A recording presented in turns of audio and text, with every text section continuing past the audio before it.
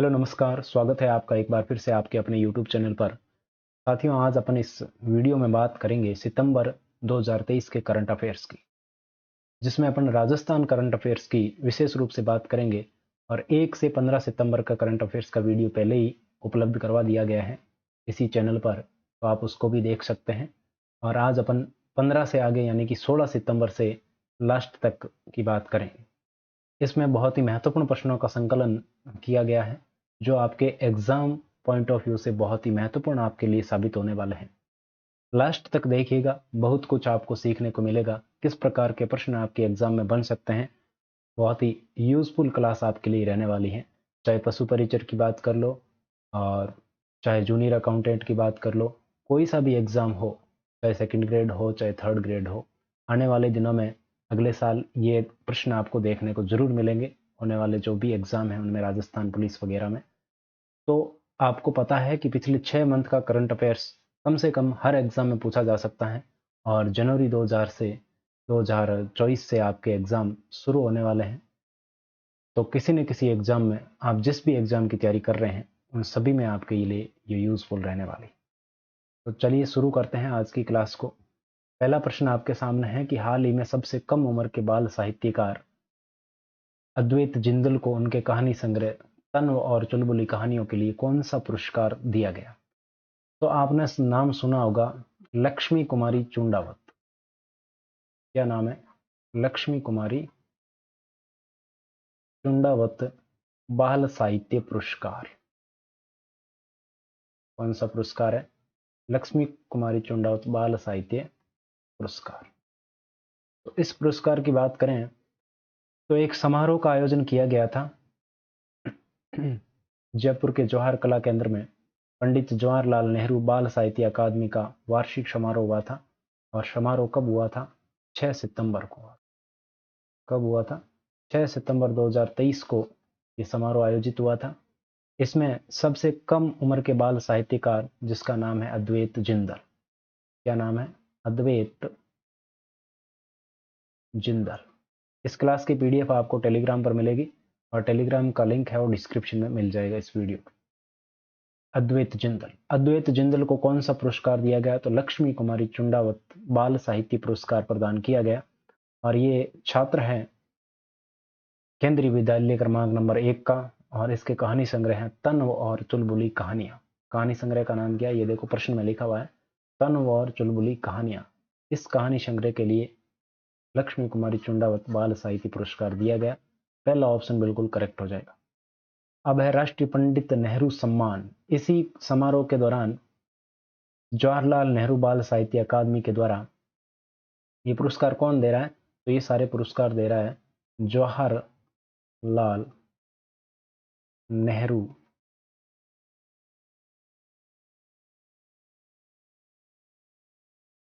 बाल साहित्य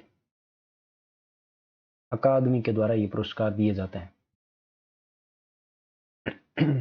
राष्ट्रीय पंडित नेहरू सम्मान किसे दिया गया?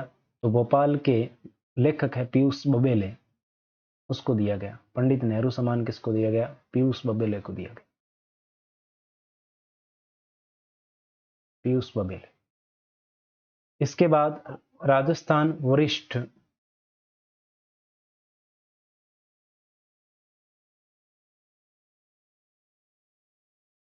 इसके अलावा स्वर्गीय मनोहर वर्मा सम्मान, ये किसे दिया गया? तो मनोहर वर्मा सम्मान दिया गया जगदीश प्रसाद शर्मा को। किसको दिया गया? जगदीश प्रसाद शर्मा को ये दिया गया। इसके अलावा लक्ष्मी नारायण रंगा सम्मान किसे दिया गया? तो ये आईदान सिंह भाटी को दिया गया। इसको आईदान सिंह भाटी को। इसके अलावा प्रकाशित बाल साहित्यकारों की 57 पुस्तकों का यहाँ पर लोकार्पण भी किया गया। कितनी? 57 पुस्तकों का लोकार्पण किया गया, बाल साहित्य पर आधारित 57 पुस्तकों। तो ये पहले प्रश्न का पोस्टमार्टम था और इससे बहुत सारे प्रश्न बन सकते हैं, एक से भी। हालांकि ज्यादा प्रश्न संभावना यही है कि सबसे कम उम्र के बाल साहित्यकार अद्वैत जिंदल को कौन सा पुरस्कार दिया गया, या फिर किसे दिया गया? तो अद्वैत जिंदल को दिया गया। कौन सा? लक्ष्मी कुमारी चुंडावत बाल साहित्य पुरस्कार। आगे बढ़ते हैं, अगला प्रश्न आपके सामने है। हाल ही में राजस्थान सरकार के द्वारा Rajasthan state faculty development academy कहां पर स्थापित किए जाने की मंजूरी दी है? तो उच्च शिक्षा में शैक्षणिक सुधार के लिए राजस्थान सरकार ने Rajasthan state faculty development academy की स्थापना करने की मंजूरी दी है। और ये कहां पर स्थापित की जाएगी? तो ये स्थापित की जाएगी जयपुर में। कहां पर? जयपुर में स्थापित की जाएगी। इसका उद्देश्य है कि उच्च शिक्षा के क्षेत्र में सुधार किया जाए और उसका उन्मुखीकरण किया जाए। उसी उद्देश्य को लेकर ये स्थापित की जाएगी। तो इसका सीधा सा उत्तर क्या हो जाएगा? जयपुर। सी ऑप्शन बिल्कुल करेक्ट हो जाएगा। और मंजूरी कब दी गई? तो मंजूरी दी गई 18 सितंबर को। 18 सितंबर 2023 को ये मंजूरी दी गई। आगे बढ़ते हैं, अगला प्रश्न है। हाल ही में शुरू की गई मुख्यमंत्री कामधेनु पशु बीमा योजना के अंतर्गत वार्षिक रूप से कितनी राशि का व्यय किया जाएगा? तो 6 सितंबर को, कब? 6 सितंबर 2023। स्थान का नाम है गुलाबपुरा। क्या नाम है? गुलाबपुरा। गुलाबपुरा कहाँ है? भीलवाड़ा में। गुलाबपुरा भीलवाड़ा से मुख्यमंत्री के द्वारा कामधेनु पशु बीमा योजना की शुरुआत की गई, जिसमें अधिकतम 2 पशुओं का बीमा किया जाता है। कितने? अधिकतम 2 पशुओं का बीमा किया जाता है। और कितने कितने हजार का? 40 हजार का बीमा किया जाता है। वो भी निःशुल्क किया जाता है, कोई इससे पैसे नहीं लिए जाते। और इसका नोडल विभाग कौन सा है? तो ये पशुपालन विभाग ही है। पशुओं का किया जा रहा है तो आपको याद रखना पशुपालन विभाग है, वो इसका नोडल विभाग है। यानी कि कर्ता धर्ता यही है, पशुपालन विभाग। ठीक है। फिर इसे योजना के अंतर्गत वार्षिक रूप से 20 लाख से अधिक पशुपालकों को लाभान्वित किया जाने का टारगेट रखा गया है। कितने? 20 लाख पशुपालक।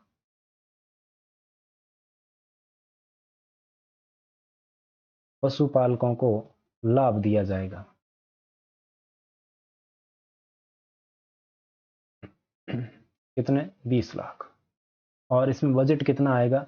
बजट है 750 करोड़ रुपए वार्षिक। सालाना 750 करोड़ रुपए व्यय किए जाएंगे। तो ये आपको ध्यान रखना है। इसकी घोषणा कब की गई थी? तो बजट 2023-24 में इसकी घोषणा की गई थी।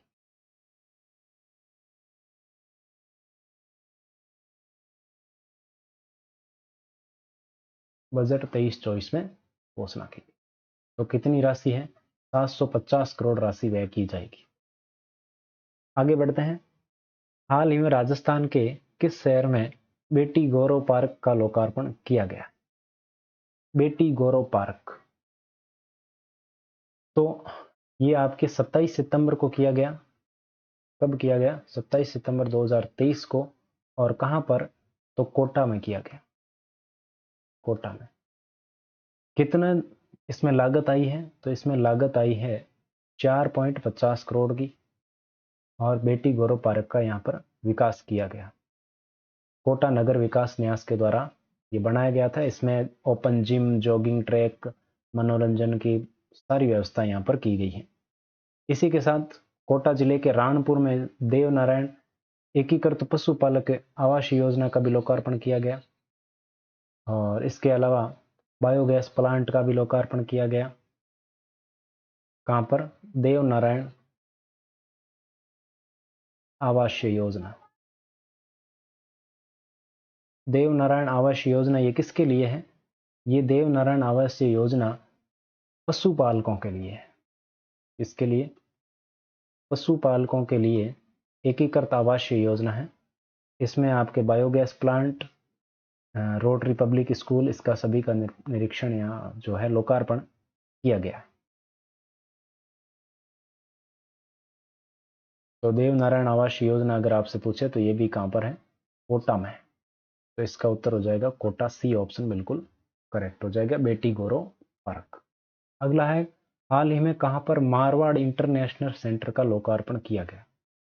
तो हाल ही में 25 सितंबर के दिन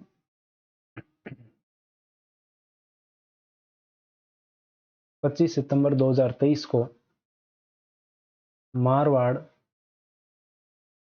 इंटरनेशनल सेंटर का लोकार्पण किया गया। और ये कहाँ पर किया गया? तो मारवाड़ इंटरनेशनल सेंटर है जोधपुर में। कहाँ पर है? जोधपुर में इसका लोकार्पण किया गया। ये आपके 65,000 मीटर स्क्वायर में फैला हुआ है और इसके बैठक की क्षमता है 1350 व्यक्ति यहाँ पर बैठ सकते हैं। बैठक क्षमता है इसकी 1350 व्यक्तियों की। ठीक है। इसमें एक कल्चरल सेंटर भी बनाया गया है। क्या बनाया गया है? Cultural centre. कल्चरल सेंटर भी बनाया गया है। इसका उद्देश्य क्या है?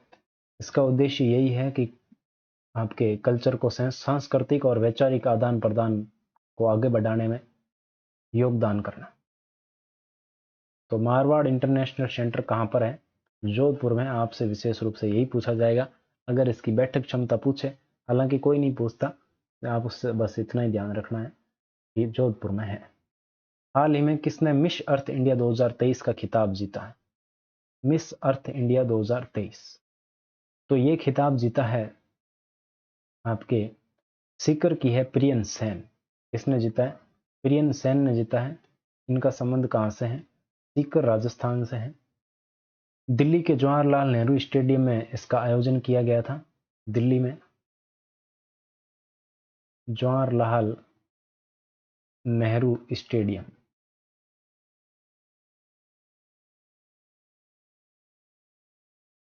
इसका आयोजन किया गया था। और अब ये मिस राजस्थान 2022 की फर्स्ट रनर अप रह चुकी प्रियन सेन ने मिस अर्थ इंडिया 2023 का खिताब जीता। और अब ये international beauty peasant Miss Earth 2023 में भारत का प्रतिनिधित्व करेगी। तो प्रियन सेन का नाम आपको ध्यान में रखना है। इसने मिस अर्थ इंडिया 2023 का खिताब जीता है। संबंध कहां से? सीकर से। हाल ही में मिस इंटरनेशनल इंडिया 2023 की विजेता रही परवीना अंजना का संबंध राजस्थान के किस जिले से है? तो परवीना अंजना का संबंध किस जिले से है? तो उदयपुर से है। मिस इंटरनेशनल का आयोजन इंटरनेशनल कल्चर एसोसिएशन के द्वारा किया जाता है। और ये जो परवीना अंजना है ये सीए है। क्या है? सीए है। ये आपको ध्यान रखना है। उदयपुर की परवीना अंजना ने मिस इंटरनेशनल और शिकर की प्रियन सेन ने मिस अर्थ जीता है। अगला है धौलपुर कंबाइंड गैस आधारित विद्युत परियोजना की इकाई 2 का विद्युत उत्पादन कब प्रारंभ हुआ है? तो ये विद्युत उत्पादन प्रारंभ हुआ था 21 सितंबर 2023 से। ये आपको ध्यान में रखना है। और इसे पूर्ण रूप से अगर चलाया जाए तो प्रतिदिन 2.64 मिलियन यूनिट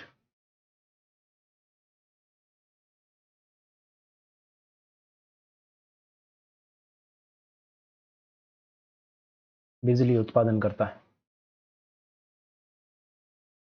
प्रतिदिन 2.64 मिलियन यूनिट इसकी उत्पादन क्षमता है।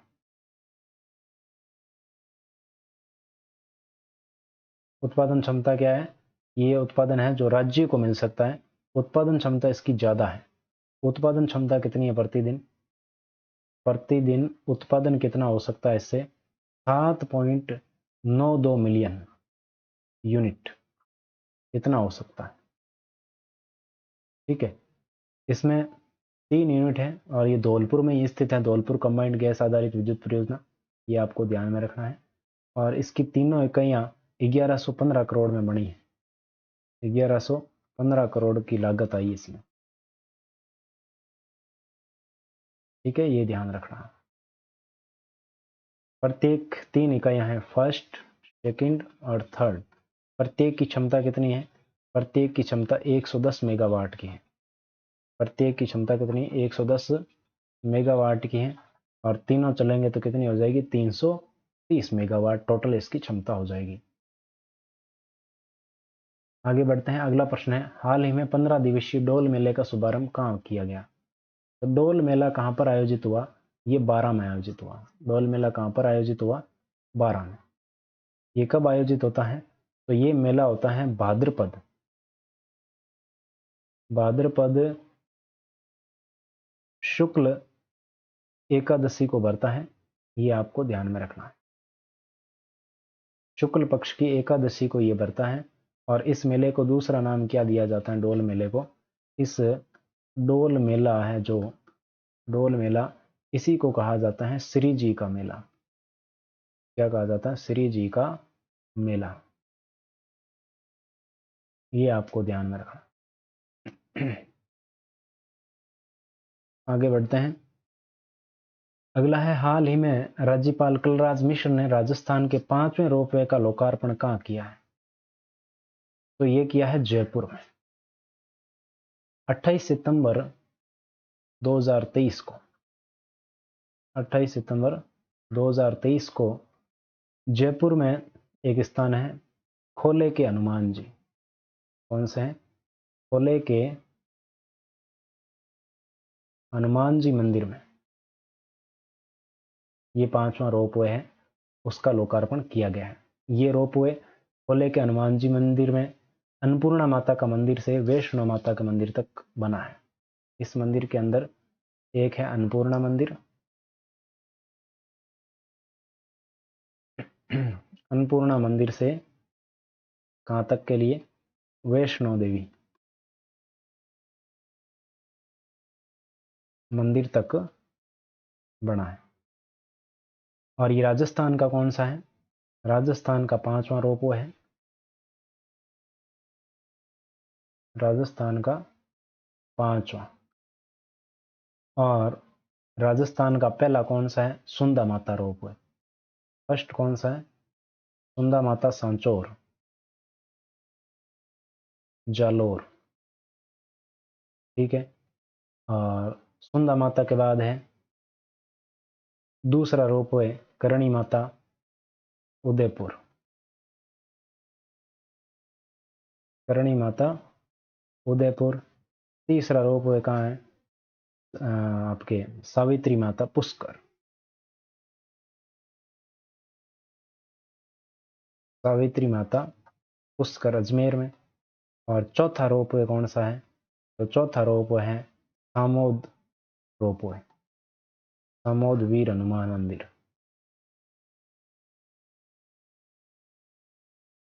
सामोद कहाँ है? जयपुर के चौमू में है, जिसकी लंबाई 400 मीटर है। अभी तक का राजस्थान का सबसे लंबा कौन सा है? सुंदा माता वाला है। ये आपको ध्यान रखना।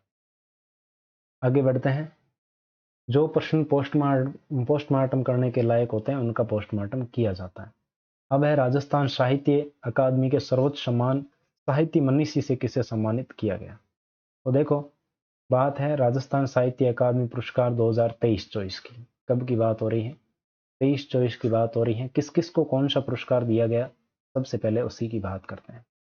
सबसे पहला पुरस्कार है मीरा पुरस्कार। कौन सा है?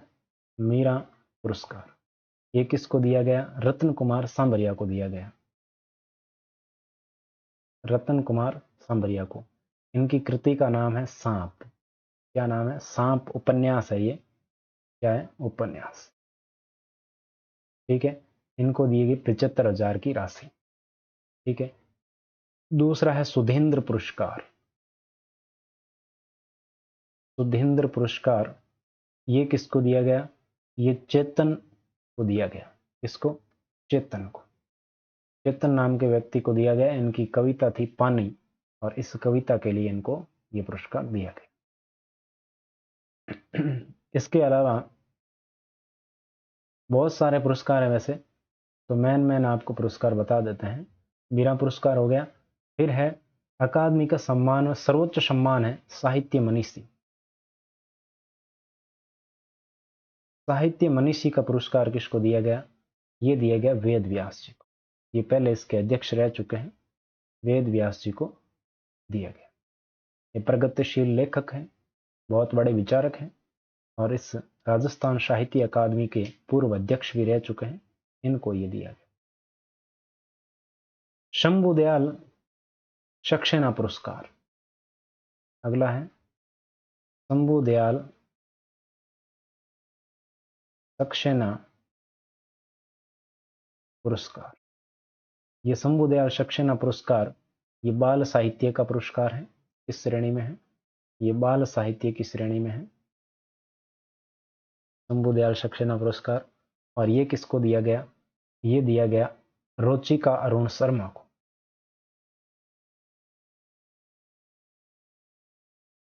रुचिका अरुण शर्मा को दिया गया। और इनकी कृति क्या है? किताबों से बातें। इनकी कृति का नाम है किताबों से बातें। ये इनकी कृति।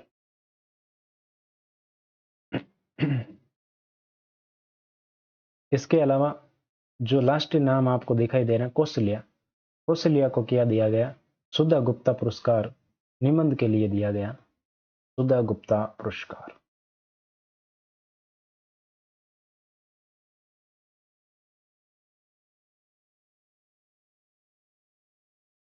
तो ये पुरस्कार दिया गया। सर्वोच्च साहित्य मनीषी 2.5 लाख रुपए की और जनार्दन राय नागर समान 1 लाख रुपए। और जनार्दन वाला भी बता देता हूं, जो जनार्दन राय नागर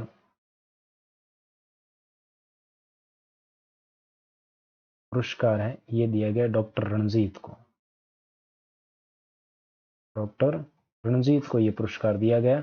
इसमें 1 लाख रुपए की राशि दी जाती है और साहित्य मनीषी में 2.5 लाख रुपए या 2.5 लाख जिसको बोलते हैं दिया जाता है। तो साहित्य मनीषी किसको दिया गया? वेद व्यास जी को दिया गया। आगे बढ़ते हैं। हाल ही में 1 दिवसीय खेलो इंडिया वुमेन लीग का आयोजन कहां पर किया गया? तो 1 दिवसीय किया गया, तो कब किया गया? 22 सितंबर 2023 को इसका आयोजन किया गया। कहां पर किया गया? जयपुर में किया गया। और जयपुर में कहा? SMS stadium. एसएमएस स्टेडियम में किया गया। और किसके द्वारा किया गया? तो ये किया गया राजस्थान एथलेटिक संघ के द्वारा। राजस्थान एथलेटिक संघ के द्वारा आयोजन किया गया। ठीक है, 1 दिवसीय। इसमें तो कहां पर हो गया? जयपुर में। 100 मीटर एक दौड़ हुई थी, इसकी विजेता रही डोना। कौन रही? डोना इसकी विजेता रही। और वो कहाँ की है? जयपुर से। और दूसरे स्थान पर रही सुमन कुमारी और तीसरे स्थान पर रही आयशा खान। 200 मीटर में भी यही विजेता रही, डोना धाकड़। कौन विजेता रही? डोना धाकड़ विजेता रही। दूसरे पर रही अर्चना, तीसरे पर रही हिमांशी। इसमें 100 मीटर वाले में दूसरे पर रही सुमन, जो कि चूरू की है। और तीसरे पर रही आयशा, आयशा खान, जो कि कोटा की। तो ये फर्स्ट है, ये सेकंड और ये थर्ड। आगे बढ़ते हैं। हाल ही में राज्य सरकार द्वारा किस दिन विमुक्त जनजातीय मुक्ति दिवस मनाया गया? तो मनाए जाने की घोषणा की गई यहाँ पर। और ये कब मनाया जाएगा? तो ये मनाया जाएगा 31 अगस्त को। प्रत्येक वर्ष 31 अगस्त को विमुक्त जनजातीय मुक्ति दिवस मनाए जाने की घोषणा की गई। हाल ही में राजस्थान के किस जिले में लाइमस्टोन के 163.77 मिलियन टन के डिपॉजिट्स, नए डिपॉजिट्स मिले हैं? तो ये मिले हैं नागौर। कहाँ पर मिले हैं?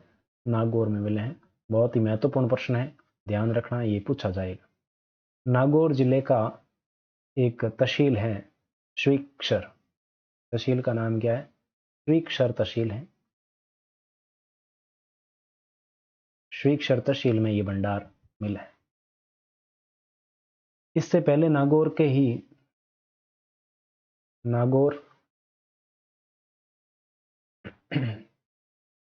और डेह तहसील में हरीमा, कहाँ कहाँ पर, हरीमा, एतोला, पोथाशिया, सरासनी, सोमना,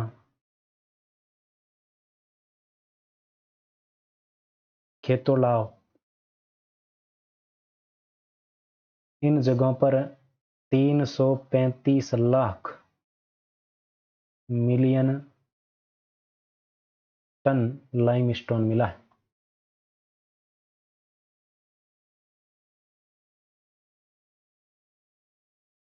लाइमस्टोन के भंडार मिले हैं इन जगहों पर। इन जगहों का नाम आपके लिए महत्वपूर्ण है, याद रखेंगे, जरूर काम आएगा ये कहीं ना कहीं। ठीक है, नागौर में ये नाम, नागौर और डेह तहसील में पहले भी ये भंडार मिल चुके हैं। हरीमा, खेतोला, पोथासिया, सरासनी, सोमना, खेतोड़ाव, इन पर 335 लाख टन और 163 मिलियन टन के अभी डिपॉजिट मिले नागौर में।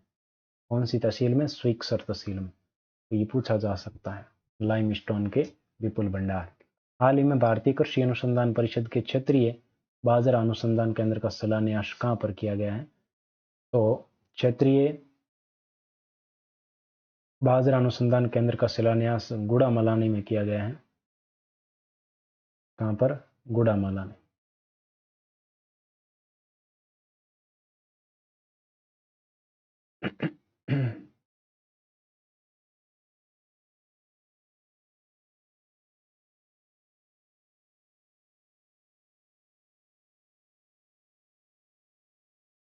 बाड़मेर।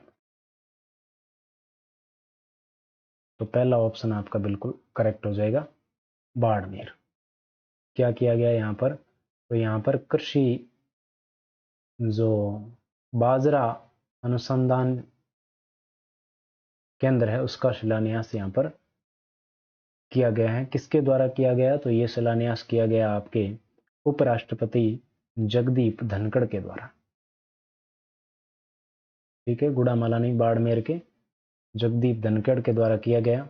और एक बात आपको ध्यान रखना, जो 2023 है इसको श्री अन्न वर्ष घोषित किया गया है। कौन सा वर्ष है?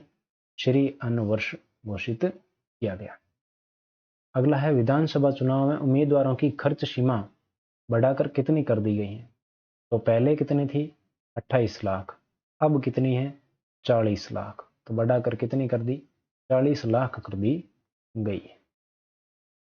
अगला प्रश्न है, हाल ही में संस्कृत साधना शिखर सम्मान किसे दिया गया? संस्कृत साधना शिखर सम्मान। तो हाल ही में संस्कृत साधना शिखर सम्मान पंडित सांवरमल शर्मा को दिया गया। इसको सांवरमल शर्मा को दिया गया। और साधना सम्मान दीर्घराम राम सनई को दिया गया। इनको दिया गया है साधना सम्मान। और इनको क्या दिया गया? संस्कृत साधना, संस्कृत साधना शिखर सम्मान। इसमें क्या दिया जाता है? 1 लाख रुपए। और इसमें क्या दिया जाता है? 51,000 रुपए। तो ये इन दोनों को दिया गया है, गजानन मिश्र और राम सनई को, दोनों को दिया गया है। तो 51,000 रुपए दोनों को मिले। आगे बढ़ते हैं। अगला प्रश्न है, हाल ही में राजस्थान के किन 2 गांवों को ग्रामीण पर्यटन पुरस्कार प्रदान किया गया है?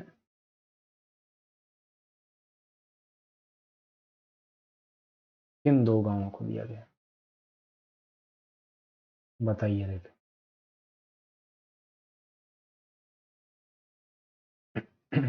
तो एक तो है मीनल गांव, जो कि कहां पर है? चित्तौड़गढ़ में है। और एक है नौरंगाबाद, जो कि कहां पर है? अजमेर में, सॉरी अलवर में। कहां पर है? अलवर में। अलवर और चित्तौड़गढ़ के 2 गांव, एक का मीनल है, एक का नाम है नौरंगाबाद। इन दोनों को पर्यटन पुरस्कार के तहत सम्मानित, पुरस्कृत किया गया। और मीनल गांव को पर्यटन पुरस्कार में कौन सा मिला है? मीनल को मिला है सिल्वर। और औरंगाबाद को मिला है ब्रॉन्ज यानी कि कांस्य।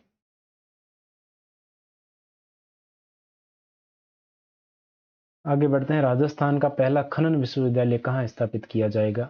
तो ये आपके 12 में स्थापित किया जाएगा, सीसवाल 12 में। अगला प्रश्न है, हाल ही में किसे राजस्थान बॉक्सिंग संघ का अध्यक्ष चुना गया है? किसे चुना गया है बॉक्सिंग संघ का अध्यक्ष? तो ये चुना गया है धीरेन्द्र चौधरी को। राजस्थान बॉक्सिंग संघ का अध्यक्ष किसे चुना गया? धीरेन्द्र चौधरी को चुना गया। ये जो भरतपुर के निवासी हैं। कहाँ के हैं? भरतपुर के। आगे बढ़ते हैं, अगला प्रश्न, हाल ही में देश के 37वें पासपोर्ट कार्यालय का उद्घाटन कहाँ पर किया गया? तो 37वें पासपोर्ट कार्यालय का उद्घाटन किया गया है कोटा में। कहाँ पर? कोटा में किया गया है। ये राजस्थान का कौन सा होगा? राजस्थान का दूसरा। राजस्थान का दूसरा, देश का 37वां है कोटा। आगे बढ़ते हैं, अगला है, गुरु नानक देव सिख कल्याण बोर्ड के अध्यक्ष कौन है? तो ये है परमजीत सिंह रंधावा। कौन है? परमजीत सिंह रंधावा है। और उपाध्यक्ष कौन है? हरपाल सिंह राणा। ये है उपाध्यक्ष। आगे बढ़ते हैं, अगला प्रश्न है, हाल ही में कहां पर राव देवराज जी का पैनोरमा बनाए जाने की घोषणा ही की गई है? तो ये की गई है फड़ौदी में। फड़ौदी में एक स्थान है सैतरावा। सैतरावा में बनेगा राव देवराज जी का पैनोरमा। तो ये थे आज के प्रश्न। उम्मीद है कि आपको क्लास से कुछ सीखने को मिला होगा। क्लास कैसी लगी कमेंट करके जरूर बताइएगा, और कोई डाउट हो तो भी बता सकते हैं। अपने दोस्तों के साथ शेयर करने का कर्तव्य आप निभाइए। मैंने मेरा फर्ज निभा दिया है आपको पढ़ाने का। अब आपकी जिम्मेवारी है इस क्लास को आगे पहुंचाने की। Thank you so much. Telegram पर नहीं जुड़े हैं तो जुड़ सकते हैं। बाकी मिलते हैं नेक्स्ट क्लास में। आज के लिए बस इतना ही। Thank you.